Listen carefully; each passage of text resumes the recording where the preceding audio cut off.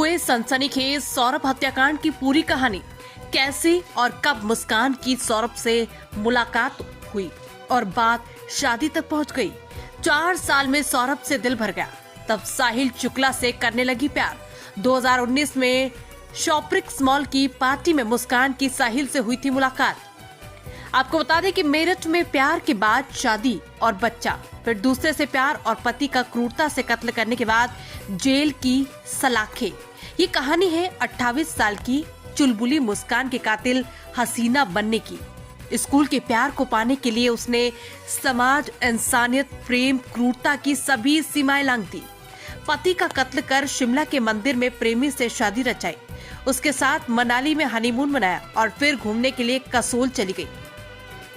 13 दिनों का टूर करने के बाद मांग में सिंदूर तक नहीं हटाया। जमाने की नजरों में यह सिंदूर सौरभ के नाम का था, लेकिन हकीकत में साहिल शुक्ला ने मुस्कान की मांग भर उसे पत्नी मान लिया था। प्रेस कॉन्फ्रेंस में आई मुस्कान का सिंदूर देखकर हर एक ने यही सवाल किया कि अब किसके नाम का सिंदूर है। तब मुस्कान ने सवाल का जवाब तो नहीं दिया, उल्टा घूरने लगी। ब्रह्मपुरी के गौरीपुरा निवासी मुस्कान के नाना ज्योतिष थे। 2015 में सौरभ कुमार की मां रेणु देवी उनके पास बच्चों की जन्मपत्री दिखाने जाती थी। मां रेणु के साथ सौरभ भी जाता था। वहां पर ही सौरभ और मुस्कान की मुलाकात हो गई। दोनों ने एक दूसरे के मोबाइल नंबर लिए। उसके बाद प्यार का सिलसिला शुरू हो गया। उस समय सौरभ इंटरमीडिएट की पढ़ाई कर चुका था। उसने बीटेक में एडमिशन लिया था। इसी बीच सौरभ की मर्चेंट नेवी में नौकरी लग गई। तब मुस्कान ने 2016 में परिवार को दरकिनार कर सौरभ से शादी कर ली।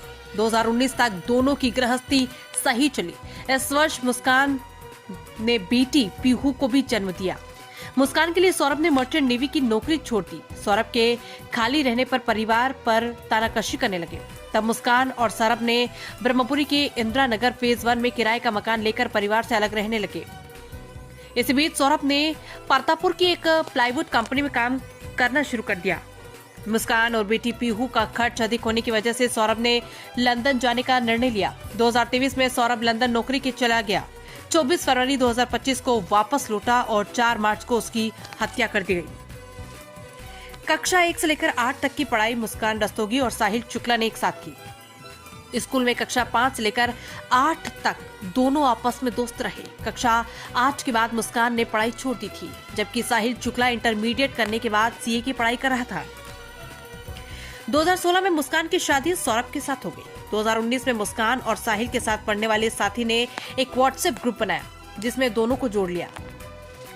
ग्रुप पर सभी दोस्तों में मैसेज का सिलसिला शुरू हुआ। शॉप्रिक्स मॉल में हुई थी मुस्कान और साहिल की मुलाकात। उसके बाद सभी ने शॉप्रिक्स मॉल में एक पार्टी का आयोजन किया, जहां पर मुस्कान और साहिल भी शामिल हुए। उसके बाद से मुस्कान और साहिल की फोन पर बातचीत होने लगी। सौरभ की गैर मौजूदगी में मुस्कान ने साहिल को घर पर बुला लिया। दोनों में संबंध बनने के बाद मुस्कान ने सौरभ से दूरी बनाना शुरू कर दी। इसी बीच सौरभ के घर से जाने पर साहिल रोजाना घर पर आने लगा। तभी मकान मालिक ने सौरभ को इसकी जानकारी दी। इसको लेकर सौरभ और मुस्कान में विवाद शुरू हो गया। मुस्कान ने साहिल का साथ नहीं छोड़ा। तब सौरभ ने 2021 में तलाक का मुकदमा डाल दिया। परिवार के समझाने पर सौरभ मान गया और 2023 में लंदन चला गया। उसके बाद मुस्कान का कोई रोकने वाला नहीं था। बेटी को मायके में छोड़ने के बाद साहिल को मुस्कान घर बुला लेती थी। हालात ये हो गए थे कि मुस्कान और साहिल ने सौरभ को रास्ते से हटाने का निर्णय लेकर हत्या की प्लानिंग की। 22 फरवरी 2025 को मुस्कान ने शारदा रोड स्थित एक डॉक्टर की यहाँ अपने को डिप्रेशन का मरीज बताते हुए नींद की गोलियां लिखवाई, क्योंकि बिना डॉक्टर के पर्चे की नींद की दवाइयां नहीं मिलती। इसके बाद उसने गूगल पर सर्च कर नींद और नशे की गोलियों के कुछ सॉल्ट और दिखे। उन्हें उसने डॉक्टर के पर्चे पर खुद लिखा।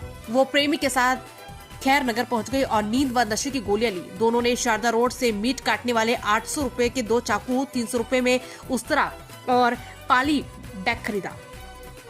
3 मार्च को सौरभ अपनी मां रेणु के घर से लौकी के कोफ्ते की सब्जी लाया था। उसने कोफ्ते गर्म करने के लिए मुस्कान को दिए। मुस्कान ने सब्जी में नींद की व अन्य नशीली दवाइयां मिला दी। इसके बाद सौरभ सो गया। सौरभ के सोने के बाद मुस्कान ने अपने प्रेमी साहिल को कॉल करके घर बुला लिया। साहिल घर पहुंचा और दोनों ने मिलकर चाकू से ताबड़तोड़ वार कर सौरभ की हत्या कर दी। शव को बाथरूम में ले जाकर उस तरह से पहले उसकी गर्दन काटी, इसके बाद हाथ और कलाइयों से हाथ काटे। दोनों की योजना शव के टुकड़े टुकड़े कर पॉली बैग में भरकर अलग अलग स्थानों पर फेंकने की थी। दोनों ने सौरभ के धड़ को पॉली बैग में भरकर वहीं डबल बेड के बॉक्स में रख दिया। कटा हुआ सिर और कलाइयों से कटे हाथ साहिल दूसरे बैग में रखकर अपने घर ले गया। 3 मार्च को उन्हें अपने घर कमरे में रखा, मगर उन्हें ठिकाने नहीं लगा सके। 24 घंटे तक सौरभ का सिर और हाथ साहिल के घर रखे रहे। इस दौरान घंटाघर से ड्रम खरीदा और पाली बैग के रखे धड़ को उसमें डाल दिया। कुछ देर बाद साहिल सिर और हाथ ले आया और उन्हें भी ड्रम में डाल दिया। ऊपर से सीमेंट और डस्ट का घोल कर उसमें भरकर उसे सील कर दिया। दिल दहला देने वाली वारदात को अंजाम देकर मुस्कान और साहिल शुक्ला 5 मार्च को ही घूमने हिमाचल प्रदेश चले गए। वहां उन्होंने शिमला, मनाली, कसोल वैली आदि स्थानों पर मौज मस्ती की। 14 मार्च को होली के दिन मुस्कान और साहिल ने जमकर जश्न मनाया।